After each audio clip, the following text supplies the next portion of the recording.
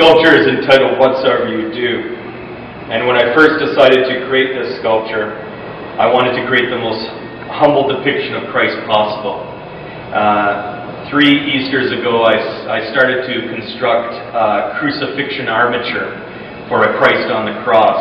But then I realized that if I truly want to make the most humble depiction of Christ possible, even elevated up on a cross is giving it too much eminence. So I decided to create a sculpture of Christ on the ground. And this sculpture, as you approach it, you can't see Christ's face.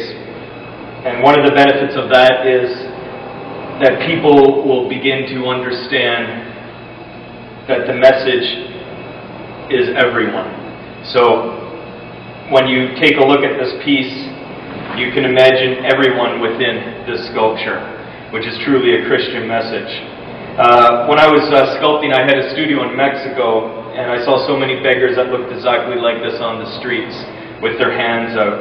And when I saw their hands, I imagined the wound of Christ in their hand. And for me, it's a very strong message that when we see the poor, when we see the hungry, we should see Christ. And so therefore, in this sculpture, the begging hand, in the center of it, there is the wound of Christ here. This piece was on exhibition in an art exhibition in Florida, and a priest came up and said, you got to get down on your hands and knees to see the face of Christ. And I thought that was very powerful. So hopefully when people see this, they can really understand the spirit and message of charity that's in the Gospels.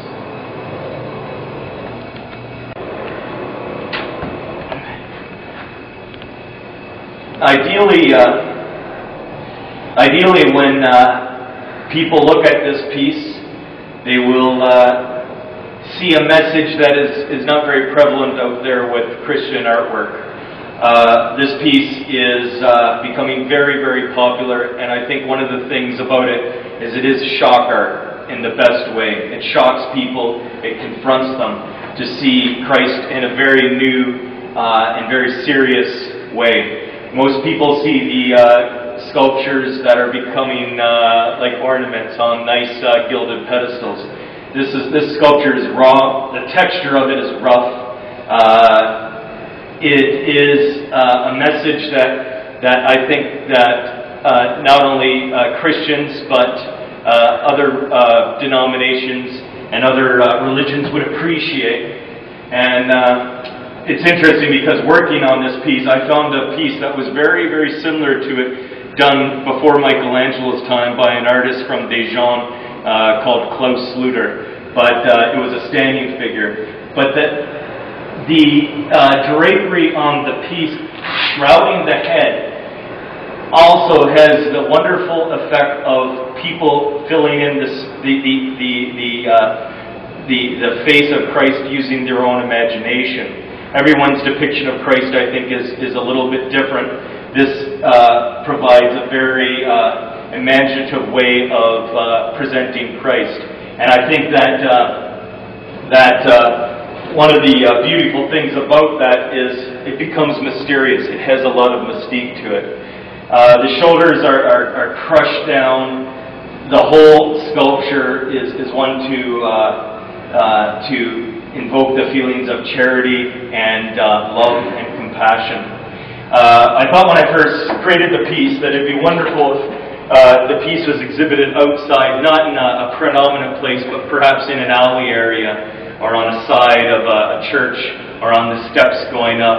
And I imagine that people walking by would, first of all, take a look and say, beggars, what do they want? And realize that it's not a beggar, it's a sculpture of a beggar. And then realize that it's actually Christ after they see the wound. And so this is a sculpture that is meant to be a visual bite, almost like a sound bite, but a visual bite of a very, very important message, and that is charity to people. And I enjoyed doing it.